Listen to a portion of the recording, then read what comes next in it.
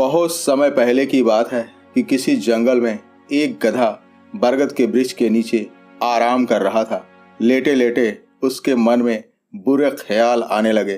ठीक वैसे ही जब हम खाली बैठे होते हैं तो मन में उल फजूल ख्याल आने लगते हैं। उस गधे ने सोचा कि यदि अचानक धरती फट गई तो क्या होगा। वह ऐसा सोच ही रहा था कि तभी एक जोर धमाके की आवाज़ सुनाई दी। वह डरा, चीखा और जोर जोर से चिल्लाने लगा, अरे भागो भागो, धरती फट रही है, अपनी जान बचाओ।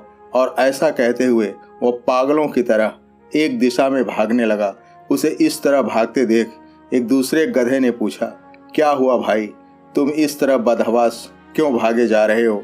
वो कहने लगा, अरे तुम भी भागो, अपनी जान बचाओ, ये धरती फट रही है। यह सुनकर दूसरा गधा भी डर गया और साथ भागने लगा।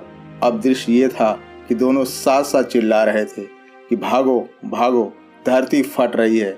देखते ही देखते और गधे भी उनका साथ देने लगे और उनके साथ दौड़ने लगे। गधों को इस तरह भागता देख जंगल के अन्य जानवर भी डर गए।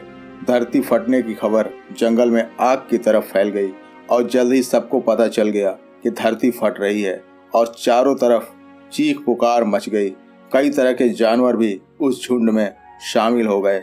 जंगल में फैले इस हल्ले को सुनकर अपनी गुफा में आराम कर रहा जंगल का राजा शेर बाहर निकला। उसे अपनी आंखों पर यकीन नहीं हो रहा था कि इतने सारे जानवर एक ही दिशा में भाग रहे हैं। वह फुर्ती से उछलकर उन सबके सामने आ गया और गरजती हुई आवाज में दहाड़ते हुए बोला, ये क्या पागलपन है, अरे तुम सब कहाँ भागे जा रहे हो। एक गधे ने उत्तर दिया और बोला, महाराज, धरती फट रही है, आप भी अपनी जान बचाइए और हमारी तरफ भागिए। शेर बहुत ही समझदार था। उसने पूछा कि तुम्हें कैसे पता चला कि धरती फट रही है। तभी सबने एक दूसरे की तरफ इशारा करते हुए मुझे इसने बताया, मुझे उसने बताया। और मज़ेदार बात तो ये थी कि कुछ को तो ये भी नहीं पता था कि वह क्यों भाग रहे हैं। जब उनसे पूछा गया तो कहने लगे कि सब भाग रहे थे इसलिए मैं भी भागने लगा। शायद यह कहावत चरितार्थ हो रही थी कि देखी देखा पाप, देखी देखा धर्म। अब सवाल ये उठा कि सबसे पहले किसे पता कि धरती फट रही है।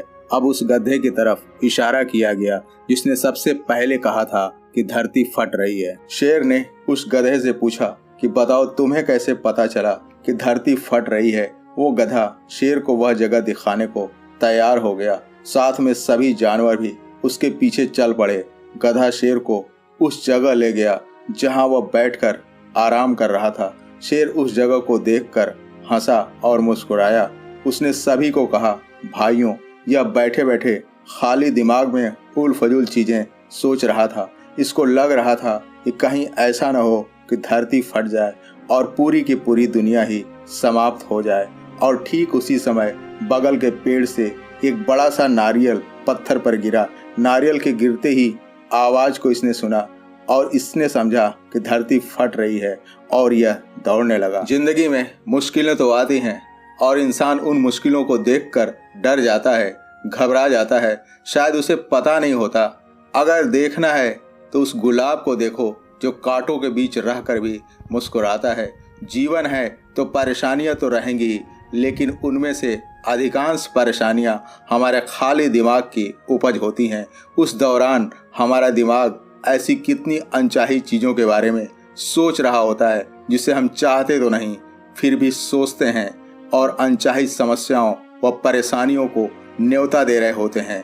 महात्मा बुद्ध ने कहा है कि हम आज जो कुछ भी हैं वह हमारे विचार का ही परिणाम है और हमारे इर्द गिर्द जो कुछ घटित हो रहा है वो भी हमारे विचारों का ही परिणाम है। दोस्तों, गधे की पहली सीख ये है कि जब भी किसी शहर के हालात खराब होते हैं, माहौल बिगड़ता है, तो उसमें सबसे बड़ा रोल अफवाहों का ही होता है। इसलिए अफवाहों से हमें बचना चाहिए जो हमारी आम जिंदगी में विभिन्न प्रकार के मुश्किलात खड़ा कर देते हैं।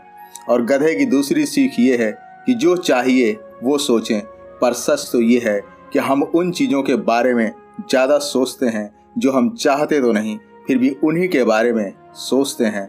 इसलिए मैं अक्सर कहता हूँ कि यह माने नहीं रखता कि आपने कितने कदम गलत उठाए, बस एक सही कदम ही आपके पूरे जीवन को बदल सकता है। इसी विचार के साथ आपका दिन शुभ हो। जय हिंद, जय भारत।